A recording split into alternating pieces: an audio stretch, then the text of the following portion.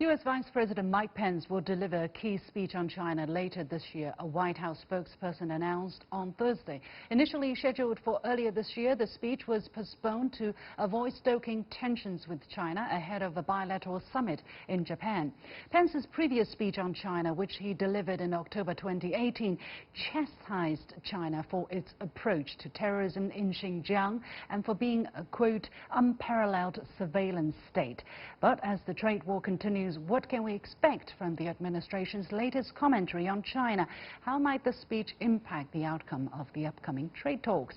Joining me from Geneva is Dr. Wallace, Cheng, fellow at the German Development Institute, and from Philadelphia, Blackburn-Dwyer, president of Grasshopper Strategies. Gentlemen, welcome to The Point. Now, according to the White House, Pence's speech will reflect the needs of the moment. So, Brendan, how do you read this description? What do we see as the most pressing needs Vice President Pence wants to address or would want to address?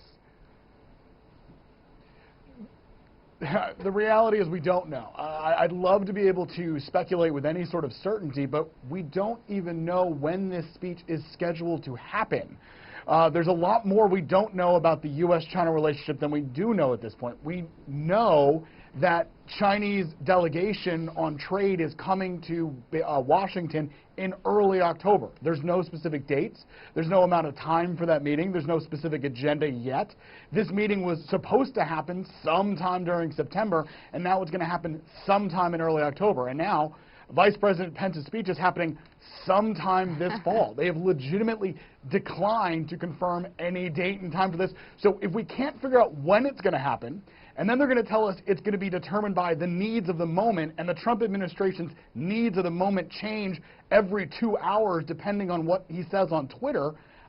Honestly, and I'm not trying to make it be too light about this, but Pence could be lauding a trade deal and a breakthrough, or he could be as hawkish as he has been in previous speeches, finding any pressure point on China that he could go after. And we literally will not know until he takes the stage. Is that normal, though, for the relationship between? Yeah, that's the point I want to follow up on, because so much unknown and okay, sometime later this year, but we don't know at this moment. Anything could happen. Is that a normal relationship between the two largest economies in the world, Brendan?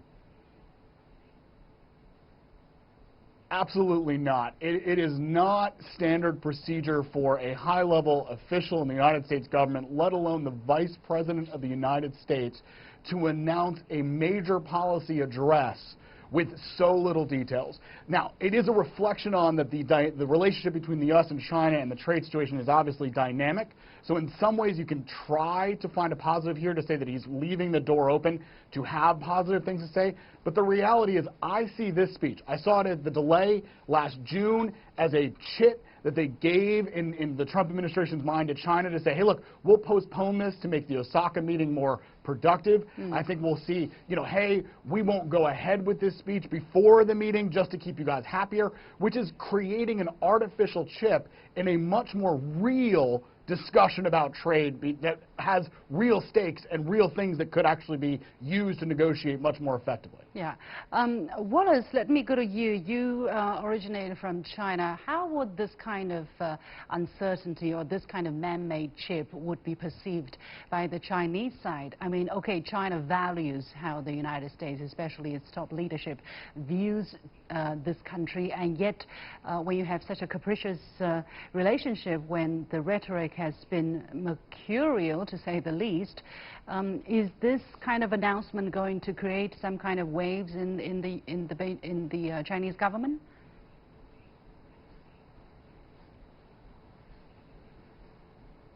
Of course, China should listen very carefully to what he said, what he is going to say. But now I think the timing is very sensitive. Timing is very curious because now, first, because if he wants to deliver a speech, he needs to be clear what is the purpose. In last year's speech is very clear that the key audience is domestic audience. He spoke in China's national holiday and in the late evening. And the purpose is to justify Trump's policy, Trump's tough tariff policy against China. So that is very clear. But But now it's more sensitive. What is the message he's going to say? What is the purpose? Because domestically, economically, it's a very tricky time. There's already started the countdown to recession. The 10 years U.S. government bond rate is hit 1.4%. It's the second lowest in recent history. So people say that the economic recession is coming in 12 to 18 months. So politically, also the election campaign started officially this fall. So what kind of message he's going to say? Is that going to continue to defend the tough policy against China, or is trying to make excuse or justify Trump is going to make a deal to China? I think it's not very clear at this moment. He's waiting for Trump's next step. Yeah. He's going to justify what Trump does, not to prescribe what Trump is going to do. That's again interesting, because normally a good leader is expected to be consistent, right? I mean, you are not going to change your tone every 2 hours, definitely not. But even, you know, over a couple of weeks, because everything is on the record, people will judge what you said against what you said last week.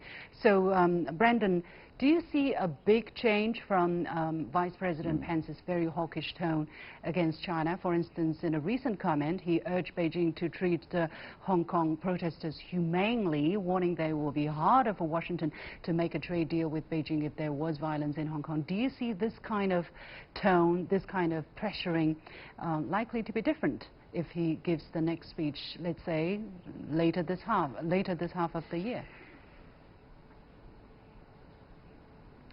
If you look at Vice President Pence's record on China, even before he was involved with now President Trump, he's always been fairly hawkish on China. He's also, particularly because it's something that he's been very passionate about his whole life, the issue of any sort of religious freedom has been a pressure point or a favorite talking point when he talks very negatively about China in the past. So I don't expect Vice President Pence to massively change his tone. I don't think that he's going to be the guy that now says, hey, we're best friends with China overnight. That's more Trump's style of massively shifting opinions moment to moment.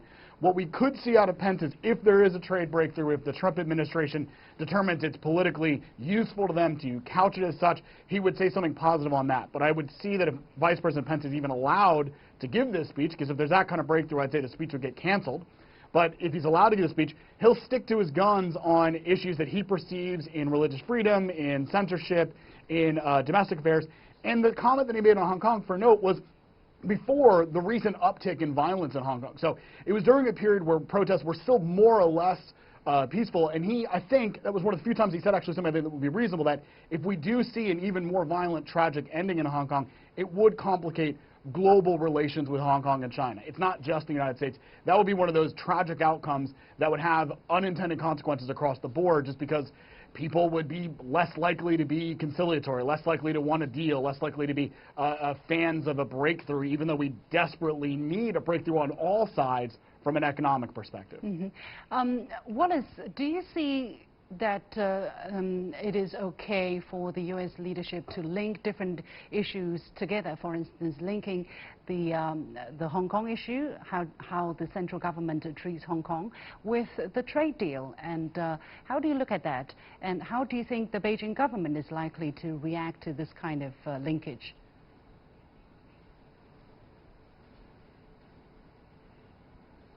From the U.S. perspective, it makes sense for them to link together, to link everything together. When I read Pence's statement last year, it reminds me that there's a big, it's not only a trade war, it's a war of lack of trust, because the society, he tries to convince that domestic constituencies that China is a bad guy. Basically, Trump is fighting a divine holy war against this bad guy.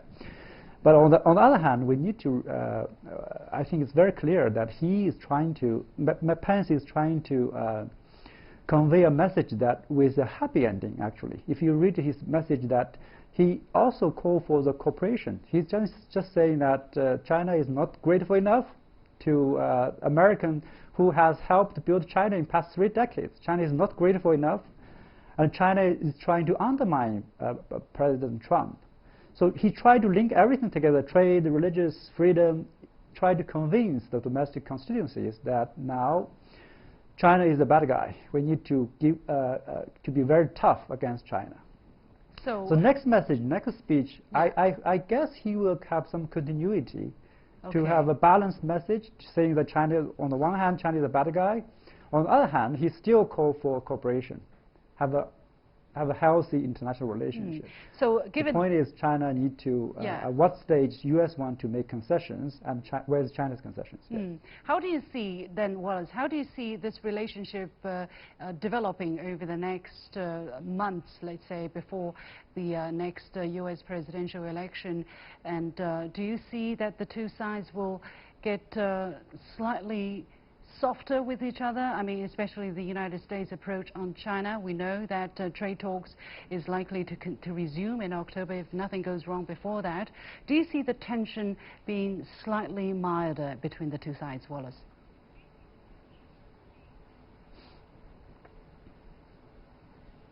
I think Trump is playing a waiting game to look at have political calculation to see how economy goes.